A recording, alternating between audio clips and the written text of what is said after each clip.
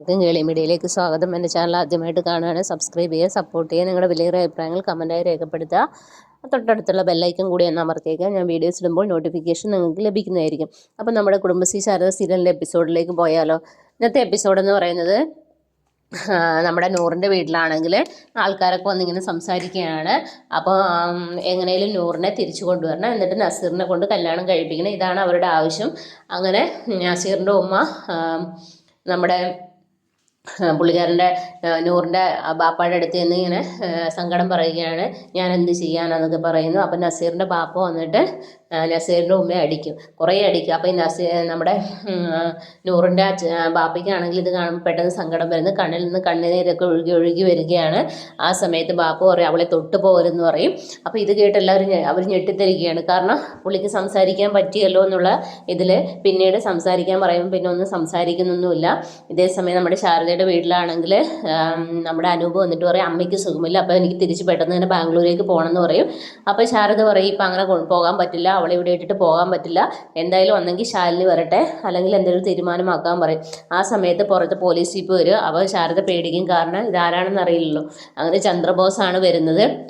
അപ്പോൾ ചന്ദ്രബോസിന് ഒരു ഫോൺ വരുന്ന സമയത്ത് ശാരദ അകത്ത് കയറിയിട്ട് അവരെ പൂജാമുറിയിൽ ഒളിപ്പിക്കും.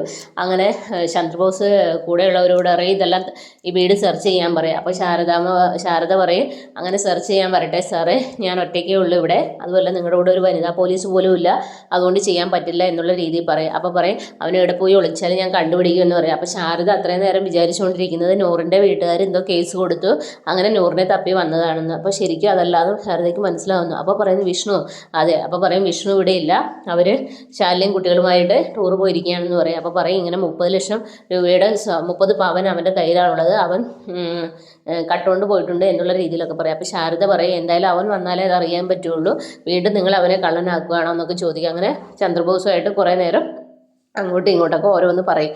അത് കഴിയുമ്പോൾ സത്യഭാമ ശ്വാസമൊക്കെ നേരെ വിട്ട് ഇങ്ങനെ ഇരിക്കുകയാണ്. ഇതേ സമയത്ത് ശാലിനിയും വിഷ്ണുവും സുഖമായിട്ട് ഉറങ്ങുന്നു. ഈ സമയത്ത് കുട്ടികൾ മിന്നാമിനിങ്ങിനെ പിടിക്കാൻ വേണ്ടിയിട്ട് ഇറങ്ങി പോവുകയാണ്.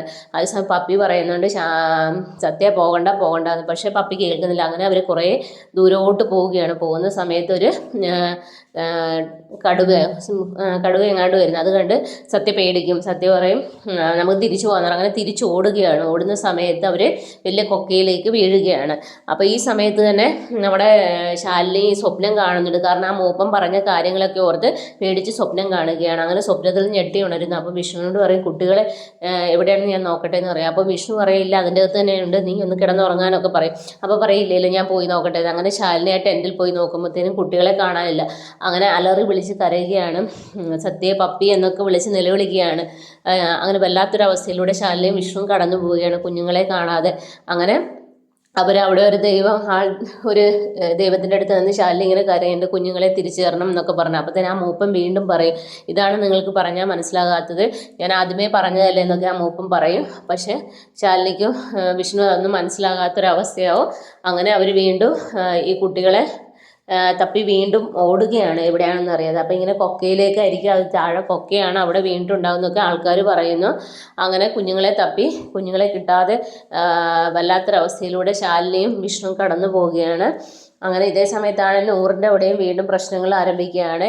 അങ്ങനെ എല്ലാവരും ഈ കുട്ടികളെ കാണാവുന്ന വിവരങ്ങളൊക്കെ അറിയുന്നു. അങ്ങനെ മൊത്തത്തിൽ ആകെ വല്ലാത്തൊരവസ്ഥയിലാകുകയാണ് വീട്ടുകാരെല്ലാം. ഇതൊക്കെയാണ് നാളത്തെ എപ്പിസോഡിലുള്ളത്. അപ്പോൾ നാളത്തെ എപ്പിസോഡിനെ എല്ലാവരും വെയിറ്റ് ചെയ്യുക. അപ്പോൾ okay, bye bye, thank you.